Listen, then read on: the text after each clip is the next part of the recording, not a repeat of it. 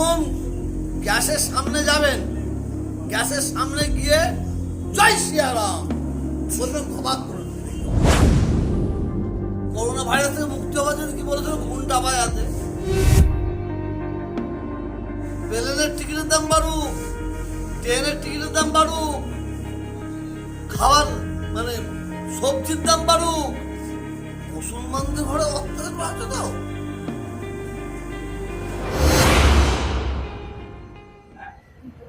নোটবন্দির পর এসআইআর এর লাইন, এখন দেখা যাচ্ছে গ্যাসের লাইন। কার্যত রমজান মাস চলছে, সামনে ঈদ রয়েছে। ইতিমধ্যে দেখা যাচ্ছে গ্যাসের আকালের কারণে বিভিন্ন মন্দিরে ভোগ রান্না কার্যত বন্ধ হয়ে গেছে। সামনে ঈদ হবে, সেখানে আমরা জানি যে সংখ্যালঘু সম্প্রদায় মুসলিম মানুষজন তারা আনন্দ খুশি করবে। সেই জায়গায় কোথাও কি খুশির জায়গাতে অখুশি হয়ে দাঁড়াবে এই পরিস্থিতি? সেই কারণেই আমরা কথা বলবো ফুরফুরা শরীফের পীরজাদা তহসিলদ্দি সাহেবের সঙ্গে। তিনি বরাবরই প্রতিবাদ করেন সমস্ত ক্ষেত্রে। এক্ষেত্রে তিনি কি বলছেন?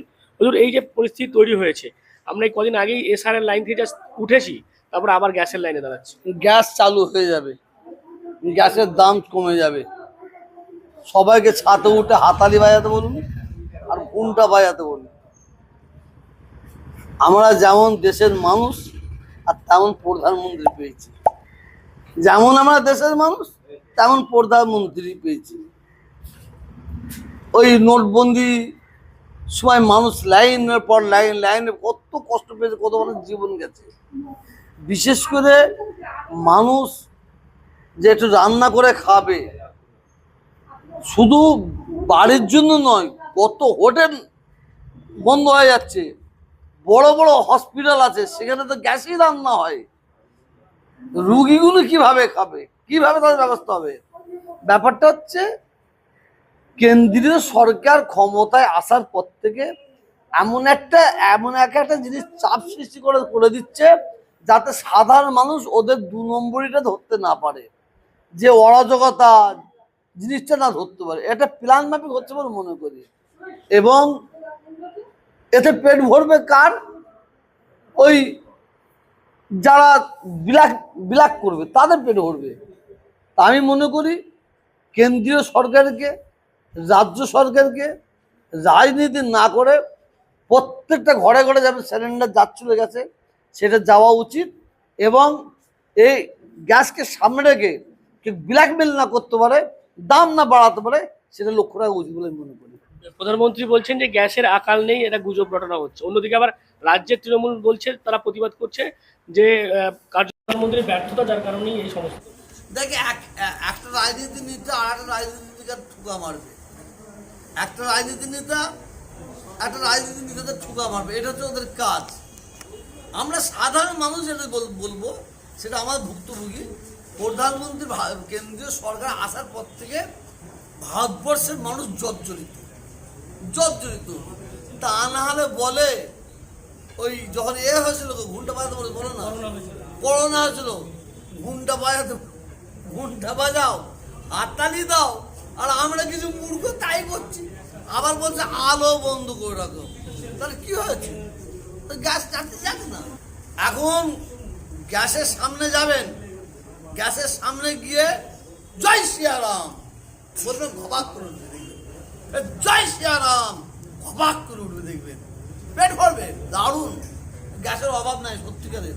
প্রধানমন্ত্রী কোনোদিন ভুল বলেনি। আমরা প্রধানমন্ত্রী পেয়েছি, কোনোদিন ভুল বলেনি। উনি আমাদের এই ওষুধ, এই করোনা ভাইরাস থেকে মুক্তি হওয়ার জন্য কি বলেছিল? ঘুমটা বাজাতে। কবে বলবে? গ্যাসের সামনে যে জয় শ্রীরাম বলে চলে যাবে, চিন্তা করতে হবে না, বলে আর ভাবতে হবে না। আমাদের কপাল যেমন সাধারণ মানুষ আমরা আছি, আর তেমন আমার দেশের রাজ্যের নেতাগুলোকে আমরা পাচ্ছি। এর জন্য ঠিক আছে। সাধারণ মানুষ তোমাদের কুটুর করছে, তোমার নিয়ে এসেছ, তেলের দাম বাড়ছে, কি হচ্ছে? তেলের দাম বাড়ুক, গ্যাসের দাম বাড়ুক, প্লেনের টিকিটের দাম বাড়ুক, ট্রেনের টিকিটের দাম বাড়ুক, খাবার মানে সবজির দাম বাড়ুক, মুসলমানদের ঘরে অত্যাচার করা হচ্ছে তো। তাই ঠিক আছে, ও কে মানলো না? কিছু অমুসলিম আছে, ওরা বলছে সব বেড়ে যাক, কয়েকজন নেতা বলেছিলেন যে মুসলিম দোকানে কেনাকাটা করবেন না, মুসলিমদেরকে জব্দ করার জন্য। তাহলে মুসলিম কান্ট্রি ইরান থেকে তেল বা গ্যাস তারা আমদানি করছে কেন? এটা তো মানে সাধারণ হিন্দুরা জেনে গেছে। বিজেপি আসার পর থেকে এদের উন্নয়নের কোনো বার্তারা নাই। এদের বার্তারাই, এদের একটাই বার্তারাই হিন্দু মুসলমান। সিনেমা হলের মালিক বলছে জানেন, বলে কি হলো, কি হয়েছে, বলে আমাদের এই মাসটা খুব অবস্থা খারাপ। বলে কেন? বলে সিনেমা হলে ভিড় নাই। যারা হিন্দু মুসলমান গুলো তারা মানুষ নাকি? তারা মানুষ নেই। আমরা হিন্দু মুসলমান করি না, আর জীবনও করবে না। আমাদের একটাই পরিচয়, আমরা কে হিন্দু কে মুসলমান নেই, আমাদের একটাই পরিচয়, আমরা মানুষ। মানুষ হিসেবে রাজ্যে থাকবো। আর যারা এই কালপিট, যারা হিন্দু মুসলমানের দাঙ্গা লাগায়, তাদের হিসাব 2026-এ বাংলার মানুষ নেবে, ভারতবর্ষের মানুষ নেবে বলে মনে করি।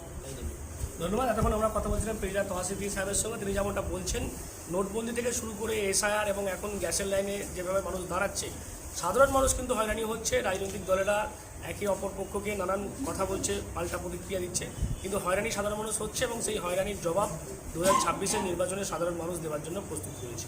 আপনারা কি বলবেন অবশ্যই আপনারা কমেন্ট বক্সে। এরকম আরও খবর নজর রাখুন। ডিএনএন বাংলা, ডিএনএন বাংলা সবার মনে সবার।